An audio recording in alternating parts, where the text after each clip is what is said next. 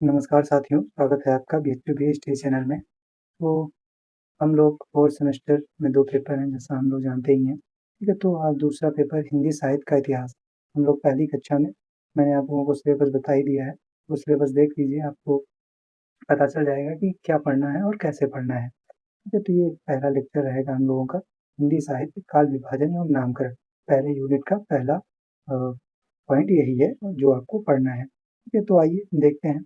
इसका थोड़ा लंबा टॉपिक रहेगा तो ये वीडियो थोड़ा लंबा हो जाएगा। आप लोग आराम से देखिए, इसमें मैंने सब कुछ कवर किया है।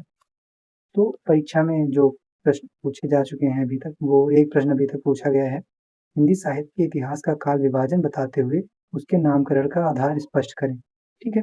तो आइए हम लोग इसमें विस्तृत चर्चा करेंगे इसके बारे में। तो इसका कोड है BAS 222, ठीक है? और पहला जो है हिंदी भाषा का इतिहास, वो भी हम लोग जल्द ही पढ़ेंगे, ठीक है?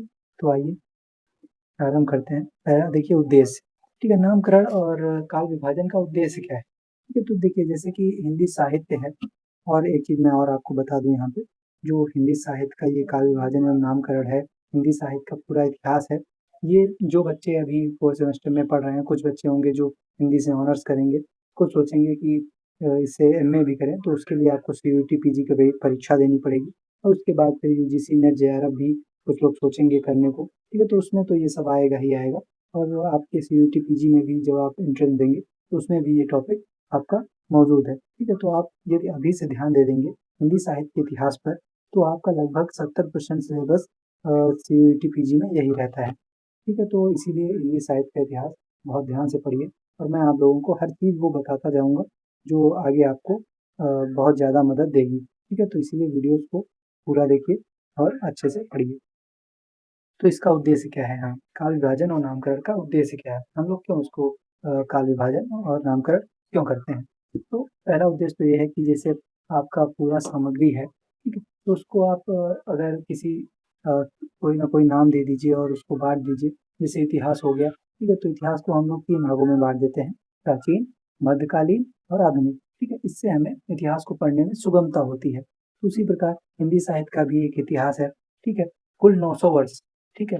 कुल 900 वर्षों को हम लोग अ, उसमें उस काल की कुछ प्रवृत्तियाँ होती हैं, उस काल में कैसा लिखा जा रहा है, कैसा समाज है, ठीक है? किस प्रकार का साहित्य लिखा जा रहा है, उसके आधार पे हम लोग काल को विभाजित करते हैं, और उसी के आधार पे हम लोग उसका नामकरण भी करते हैं। तो इसकी आवश्यकता क्या है? तो आइए देखते हैं। तो उद्देश्य, साहित्य की अंतर्निहित चेतना के क्रमिक विकास, परंपराओं के उत्थान-पतन और विभिन्न प्रवृत्तियों के उदय को स्पष्ट करना ही काल विभाजन और नामकरण का उद्देश्य है। प्रवृत्ति क्या होती है? प्रवृत्ति मतलब गुण-धर्म। किसी काल में कैसी प्रवृत्ति रही, कैसा गुण रहा, ये किस प्रकार का साहित्य लिखा जा रहा है, ठीक है? उसे प्रवृत्ति कहते हैं। तो आइए इसकी आवश्यकता क्या रही ये देखते हैं। तो किसी भी चीज़ को हम लोग विभाजित कर देंगे तो एक प्रकार की सुविधा होगी उसको पढ़ने के लिए, कि जैसे हम लोग इतिहास को पढ़ते हैं विभाजित करके, तो अध्ययन की सुविधा के लिए। दूसरा है साहित्य को सही ढंग से समझने के लिए। जब एक 900 वर्ष का हमारे सामने इतिहास रखा जाएगा, और फिर हम लोग उसी को दो 200 वर्ष, 300 वर्ष ऐसे बाँट के पढ़ेंगे, तो उससे सुगमता होगी और उससे हम साहित्य को अच्छी ढंग से समझ सकेंगे। प्रत्येक युग की अपनी प्रवृत्ति होती है, इसलिए विभाजन व नामकरण की आवश्यकता पड़ती है, ठीक है? किसी युग में कुछ हो रहा है, ठीक है? तो उसको उस युग को उसी के हिसाब से नामकरण किया जाएगा, इससे हमें सुगमता होगी।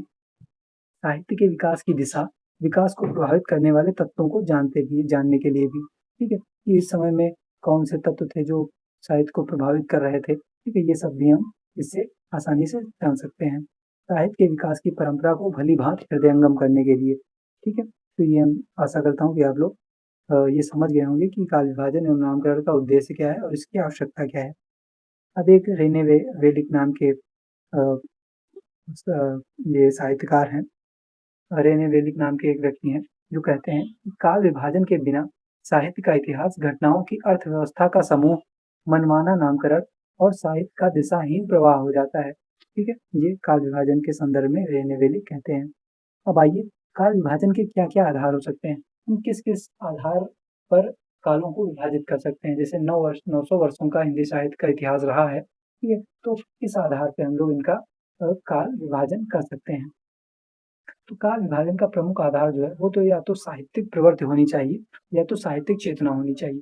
साहित्यिक प्रवृत्ति मतलब किसी भी युग में किस प्रकार की बुक लिखी गई, किस प्रकार की पुस्तकें उस युग में लिखी गई, उसके आधार पे हो सकता है। ठीक है, तो इसके प्रकार से 6 प्रकार से हम लोग 6 आधार हैं काल विभाजन करने के। ठीक है, पहला है मान लीजिए ऐतिहासिक कार्यक्रम के आधार पर। ठीक है, तो ऐतिहासिक कार्यक्रम के आधार पे आदिकाल, मध्यकाल और आधुनिक काल। ठीक है, तो इतिहास के आधार पे जैसे हम लोग इतिहास को आदिकाल, मध्यकाल और आधुनिक काल में बाँटते हैं, वैसे ही ऐतिहासिक कार्यक्रम के आधार पे हम लोग आदिकाल, मध्यकाल और आधुनिक काल इस आधार पे बाँट सकते हैं।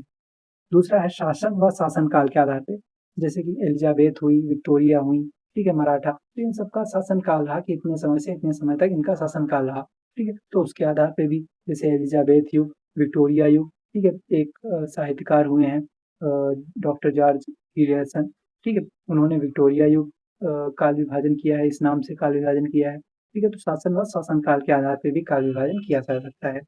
दूसरा है युग प्रवर्तक साहित्यकार के आधार पे। ठीक है, मान लीजिए किसी युग में कोई व्यक्ति है, ठीक है, उसका उस युग में बहुत ज़्यादा महत्व है कि वो पूरा युग, वो पूरा समय उसी व्यक्ति पर केंद्रित है। ठीक है, तो उसके आधार पे भी हम युग का नाम रख सकते हैं। जैसे आप आधुनिक काल में देखेंगे भारतेंदु युग, तो उसमें भारतेंदु हरिश्चंद्र जी होते हैं। तो पूरा का पूरा साहित्य, पूरा का पूरा उस समय उस युग, वो समय भारतेंदु जी के ऊपर ही आधारित था एक प्रकार से। ठीक है, तो वो युग के प्रवर्तक है, तो उनके नाम के ऊपर भारतेंदु युग नाम पड़ गया। चौथा है राजनीतिक नेता के आधार पे, जैसे गांधी युग, जैसे गांधी जी हुए, ठीक है, तो गांधी जी का समय जो था 1915 के बाद जो उनका समय रहा, ठीक है, तो गांधी जी का भी प्रभाव काफी ज्यादा साहित्य पर पड़ा। तो ऐसे गांधी युग करके भी आप काल विभाजन कर सकते हैं। फिर अगला है राष्ट्रीय सामाजिक सांस्कृतिक के आधार पे। ठीक है, तो हमारी संस्कृति कैसी रही, उस समय का समाज कैसा रहा, एक कैसा राष्ट्र रहा, तो उस आधार पे भी हम कर सकते हैं। जैसे भक्ति काल, ठीक है, उस भक्ति काल में भक्ति ज्यादा हुई, ठीक है, तो ये एक सांस्कृतिक आधार हो जाएगा। ठीक है, भक्ति काल का नामकरण करने के लिए।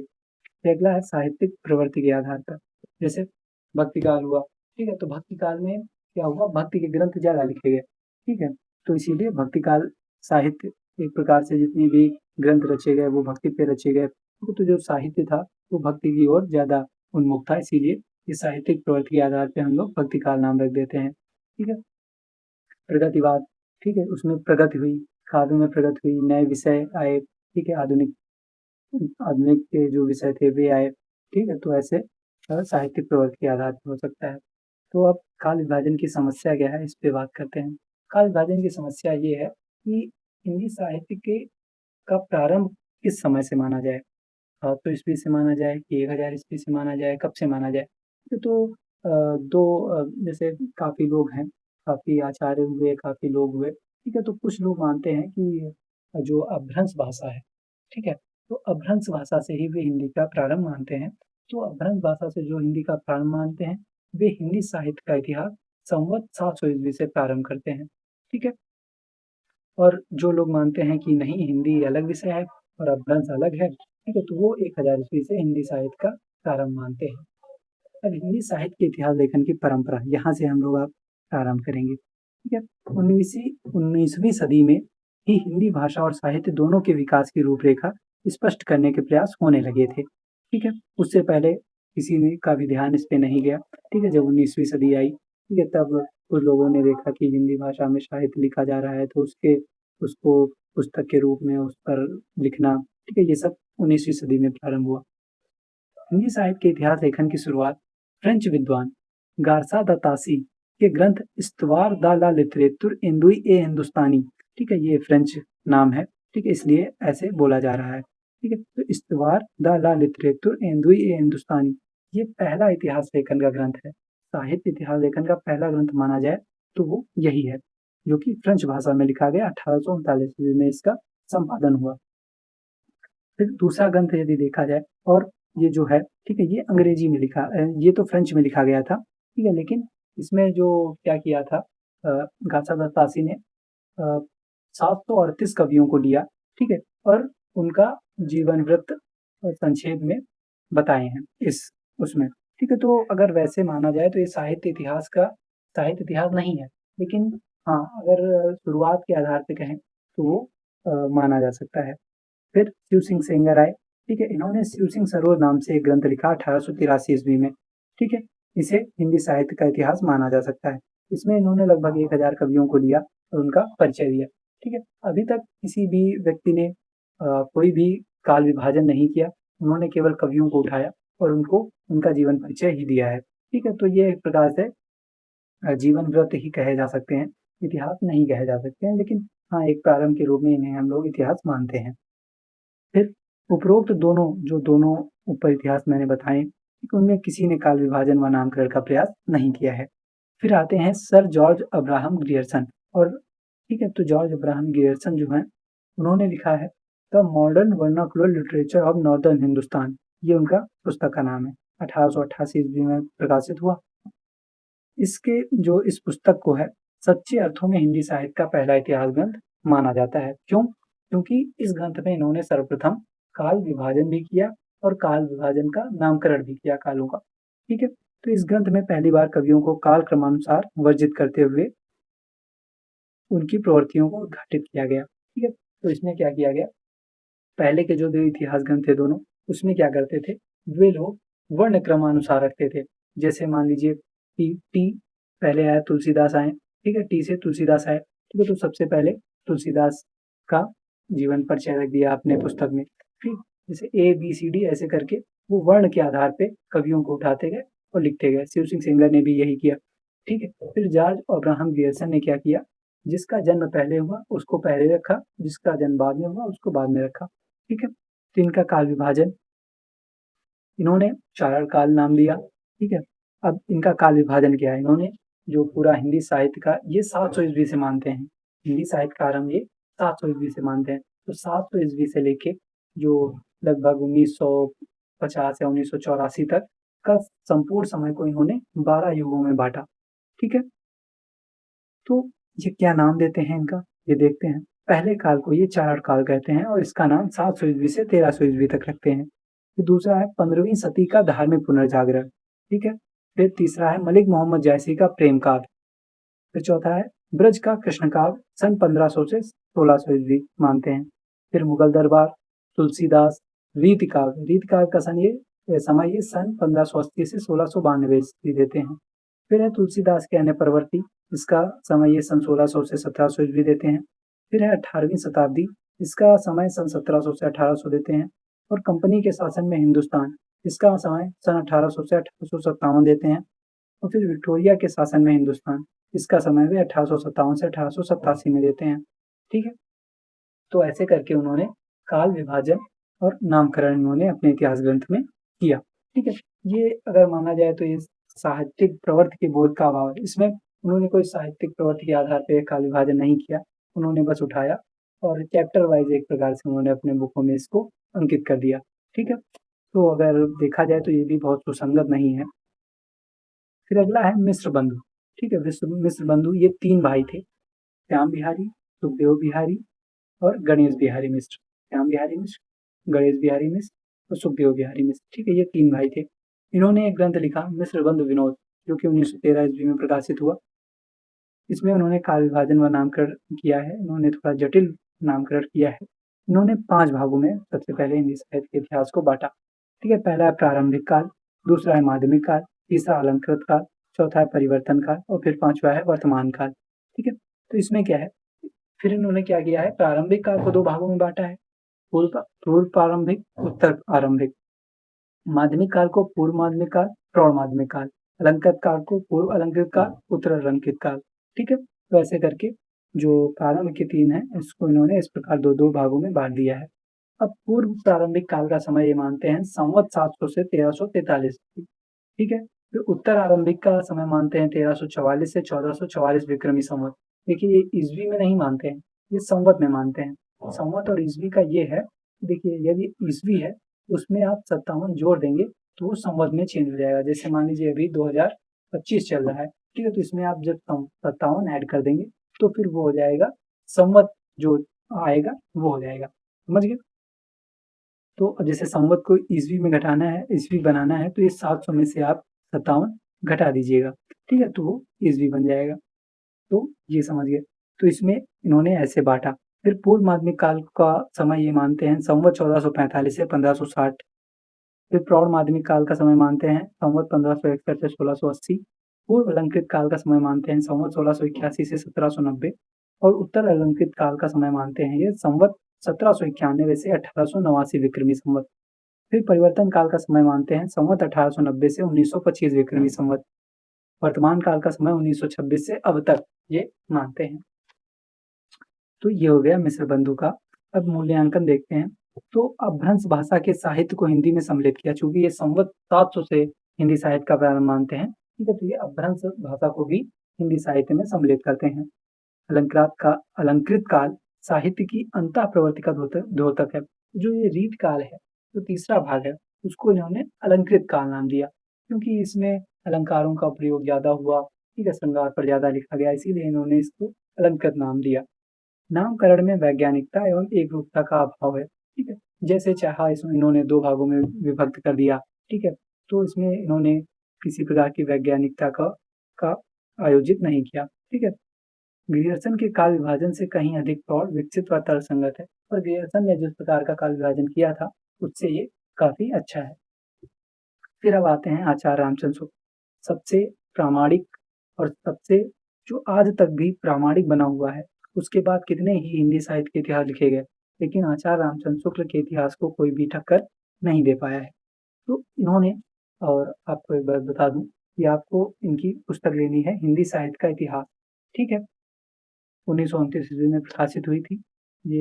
ये बुक ले लीजिए अगर आपको हिंदी साहित्य में ही आगे पढ़ना है, सब कुछ करना है, तो आप ये बुक आपको पढ़ना एकदम नेसेसरी है, क्योंकि ये बुक से सीधे प्रश्न उठा के पूछे जाते हैं आपकी परीक्षा में, ठीक है। तो हाँ, इनकी भाषा थोड़ी जटिल है, आपको समझने में थोड़ी कठिनाई ज़रूर आएगी, ठीक है, तो हम लोग इसको भी पढ़ेंगे आगे चल के, तो उसके लिए आप परेशान मत होइए, 1-2 बार आप पढ़ेंगे तो आपको भी ये समझ में आने लगेगी। तो आइए इनका काल विभाजन एवं नामकरण देखते हैं। शुक्ल जी पहले आदिकाल जो है, ठीक है, आदिकाल, मध्यकाल और आधुनिक काल, 3 कालों में यदि हम मोटा-मोटी बाँटते हैं हिंदी साहित्य को, तो 3 कालों में बाँट सकते हैं। फिर उसके बाद मध्यकाल को 2 भागों में बाँट सकते हैं, पूर्व मध्यकाल, उत्तर मध्यकाल। तो इन्होंने क्या किया है, जो आदिकाल है, उसको इन्होंने वीर गाथा काल नाम दिया है, और इसका समय संवत 1050 से 1375 माना है।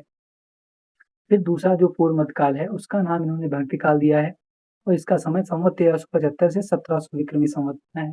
ये आप लोग जरूर याद कर लीजिए। फिर तीसरा है रीतकाल, उत्तर मध्यकाल को रीतकाल इन्होंने नाम दिया है, तो इसका समय संवत 1700 से 1900 विक्रमी संवत माना है। और फिर चौथा जो आधुनिक काल है, उसको इन्होंने गद्य काल नाम दिया है, और इसका समय वो संवत 1900 से 1984 विक्रमी संवत मानते हैं। तो ये हो जाएगा।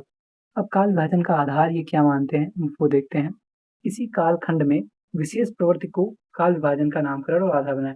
देखिए, इन्होंने जैसे आदिकाल को वीर गाथा का नाम दिया है, तो क्यों दिया है? क्योंकि जो आदिकाल है उसमें वीर रस पे ज़्यादा कविताएँ लिखी गई, ठीक है? बहुत सारे ग्रंथ मिले इनको, 12 ग्रंथ मिले थे, ठीक है? तो उन्हीं 12 ग्रंथों के आधार पे इन्होंने आदिकाल को वीर गाथा का नाम दिया। तो इनको वो विशेष प्रवृत्ति दिखाई दी उस कालखंड में, उसी आधार पे ये नाम उन्होंने दिया। फिर आप किसी कालखंड में विशेष ढंग की रचनाओं की प्रमुखता को भी नामकरण और विभाजन का आधार बनाया, ठीक है? तो जैसे किसी भी काल में विशेष प्रकार की रचनाएँ इन्हें देखने को मिली, या प्रमुख रूप से, तो उसको भी इन्होंने कालखंड को विभाजित करने का, उसको नामकरण देने का आधार बनाया। 12 ग्रंथों के आधार पर जो मैंने अभी चर्चा की है, ये मैं आप लोगों को अभी जब आदिकाल पढ़ाऊँगा, तब इन 12 ग्रंथों पे हम लोग चर्चा करेंगे। फिर अगला है हजारी प्रसाद द्विवेदी, ठीक है? इन्होंने, देखिए, इन्होंने कोई जैसे आचार्य शुक्ल ने लिखा, ग्रियर्सन ने लिखा, मिश्र बंधुओं ने लिखा, तो वैसे आचार्य प्रसाद द्विवेदी जी ने हिंदी साहित्य का इतिहास नहीं लिखा। इन्होंने कुछ पुस्तकें लिखी, उनके आधार पे हमें साहित्य का इतिहास पता चलता है, ठीक है? तो वो 3 पुस्तकें इन्होंने लिखी हैं। पहले है हिंदी साहित्य की भूमिका, ठीक है? 1940 ईस्वी में प्रकाशित हुई। हिंदी साहित्य का आदिकाल 1952 ईस्वी में, और हिंदी साहित्य का उद्भव और विकास 1952 ईस्वी में ये भी हुई। ठीक है, तो ये 3 पुस्तकों के आधार पे हम लोग काल विभाजन और नामकरण समझ सकते हैं। तो आइए देखते हैं।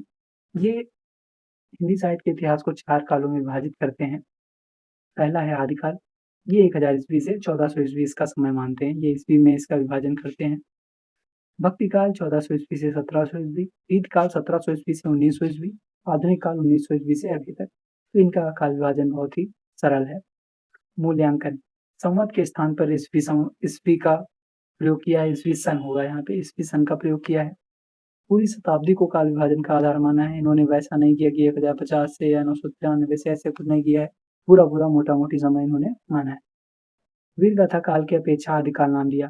आचार्य शुक्ल ने वीरगाथा काल नाम दिया था, उसके स्थान पर इन्होंने वीरगाथा काल को आदिकाल नाम दिया है।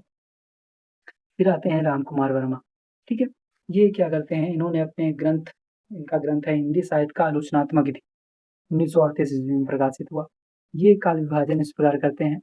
इन्होंने क्या किया है, पहला जो आदिकाल था उसको प्रारंभिक काल नाम दिया है और प्रारंभिक काल को इन्होंने 2 भागों में बाँटा है, संधि काल और चारण काल, ठीक है। संधि काल में ये क्या करते हैं कि ये मानते हैं कि ये अपभ्रंश को भी ये इसके अंतर्गत करते हैं, इसीलिए ये संवत 750 से 1000 ईस्वी विक्रमी संवत तक मानते हैं। और फिर चारण काल ये संवत 1000 से 1375 ईस्वी मानते हैं। भक्ति काल को संवत 1375 से 1700, फिर इसके बाद का ये आचार्य शुक्ल के आधार पे ही नामकरण करते हैं। लेकिन ये क्या करते हैं, ये जो लिखते हैं ये प्रारंभिक काल और भक्ति काल, मतलब अगर संवत को ईस्वी में बदलेंगे तो 693 ईस्वी से 1693 ईस्वी तक, ये केवल इतना ही ग्रंथ लिख पाते हैं, इसी का उल्लेख करते हैं। बाकी ये नाम आचार्य शुक्ल के आधार पे ही दे देते हैं। इन्होंने ही भक्ति काल में जो निर्गुण काव्य धारा है और सगुण काव्य धारा है, उसकी जो ज्ञानाश्रय शाखा है और प्रेमाश्रय शाखा है, उसको ज्ञानाश्रय शाखा को ये संत काव्य कहते हैं और जो सूफी काव्य धारा जो प्रेमाश्रय शाखा है, उसको सूफी काव्य कहते हैं। तो ये हम लोग भक्ति काल पे चर्चा करेंगे। मूल्यांकन देखते हैं। वीरगाथा काल के स्थान पर चारण काल व संधि काल नाम दिया। हिंदी साहित्य का आरंभ संवत 1050 से न मानकर संवत 700 माना। फिर आते हैं डॉक्टर नगेंद्र। इन्होंने स्वतंत्र रूप से कोई हिंदी साहित्य का इतिहास नहीं लिखा है, बल्कि 26 विद्वानों के सहयोग से हिंदी साहित्य का इतिहास लिखा है, जो कि 1973 ईस्वी में प्रकाशित हुआ है। इन्होंने क्या किया है, आदिकाल, भक्तिकाल, रीतिकाल, आधुनिक काल, 4 काल माने हैं और इन्होंने 7वीं सदी के मध्य से 14वीं सदी के मध्य तक आदिकाल का समय माना है। भक्तिकाल का समय 14वीं सदी के मध्य से 17वीं सदी के मध्य तक, मतलब 1350 से 1650, ठीक है। रीतिकाल को 17वीं सदी के मध्य से 19वीं सदी के मध्य तक मानते हैं। तो ये इस प्रकार इसका विभाजन करते हैं। फिर ये 9वीं सदी के मध्य से अब तक आधुनिक काल मानते हैं। फिर ये क्या करते हैं कि आधुनिक काल का विभाजन अभी तक किसी ने नहीं किया था, ठीक है। तो आधुनिक काल को ये विभाजित करते हैं, ये मानते हैं। पहला है पुनर्जागरण काल। आधुनिक काल को ये 4 खंडों में विभाजित किया है, जैसा कि आप देख सकते हैं। पुनर्जागरण को जिसे भारतीय युग भी कहा जाता है, इसका समय 1857 से 1900 ईस्वी मानते हैं। फिर जागरण सुधार काल, ठीक है, जिसे द्विवेदी युग भी कहते हैं, इसका ये 1900 से 1918 ईस्वी समय मानते हैं। छायावाद युग, इसका 1918 से 1938 ईस्वी समय मानते हैं। फिर छायावादोत्तर काल में 2 भाग इन्होंने किए हैं, प्रगति प्रयोग काल और नवलेखन काल। ठीक है, प्रगति प्रयोग काल का समय 1938 से 1953 ईस्वी मानते हैं और नवलेखन काल का समय 1953 से अब तक मानते हैं। इसका मूल्यांकन करेंगे तो ये है, हिंदी साहित्य का आरंभ 7वीं सदी से ये भी मानते हैं और विभिन्न कालक्रमों को, ठीक है, यहाँ पे कालक्रम होगा, विभिन्न कालक्रमों का नामकरण ये द्विवेदी जी के अनुसार करते हैं, मतलब हजारी प्रसाद द्विवेदी जी जिस प्रकार से करते हैं उसी प्रकार ये भी करते हैं। फिर अगले हैं गणपति चंद्र गुप्त, ठीक है, इनका जो इतिहास ग्रंथ का नाम है वो है हिंदी साहित्य का वैज्ञानिक इतिहास, 1965 ईस्वी में प्रकाशित हुआ। ये काल विभाजन ये भी करते हैं, ये प्रारंभिक काल कहते हैं, आदिकाल को प्रारंभिक काल कहते हैं। सन 1184 ईस्वी से 1350 ईस्वी मानते हैं। 1184 से इसलिए मानते हैं क्योंकि एक कवि हुए हैं शालिभद्र सूरी, ठीक है, उनको ये हिंदी का पहला कवि मानते हैं, इसीलिए इन्होंने हिंदी साहित्य का प्रारंभ 1184 ईस्वी से माना है। फिर पूर्व मध्यकाल का समय ये 1350 से 1600 ईस्वी मानते हैं। उत्तर मध्यकाल का समय 1600 से 1857 ईस्वी और आधुनिक काल का 1857 ईस्वी से अब तक ये मानते हैं। फिर अगले हैं रामस्वरूप चतुर्वेदी, ठीक है, इनका जो इतिहास ग्रंथ है हिंदी साहित्य और संवेदना का विकास है, 1976 ईस्वी में प्रकाशित हुआ। इन्होंने काल विभाजन जो किया है वो शुक्ल जी के काल विभाजन को ही स्वीकारा है। ये आदिकाल जो वीरगाथा काल है इसको आदिकाल मानते हैं और सन 1000 से 1350 ईस्वी इसका मानते हैं समय। फिर पूर्व मध्यकाल जो भक्ति काल है उसका समय सन 1350 ईस्वी से 1650 ईस्वी मानते हैं। उत्तर मध्य काल जो रीत काल है उसका समय सन 1650 से 1850 ईस्वी मानते हैं। और जो गद्य काल जो कि उन्होंने नाम दिया था शुक्ल जी ने, तो उसको ये आधुनिक काल कहते हैं और उसका समय 1850 से अब तक को मानते हैं। अब ये 2 चीज़ और देख लीजिए, बस हम लोग ये टॉपिक समाप्त कर लेंगे। आदिकाल नामकरण, ठीक है?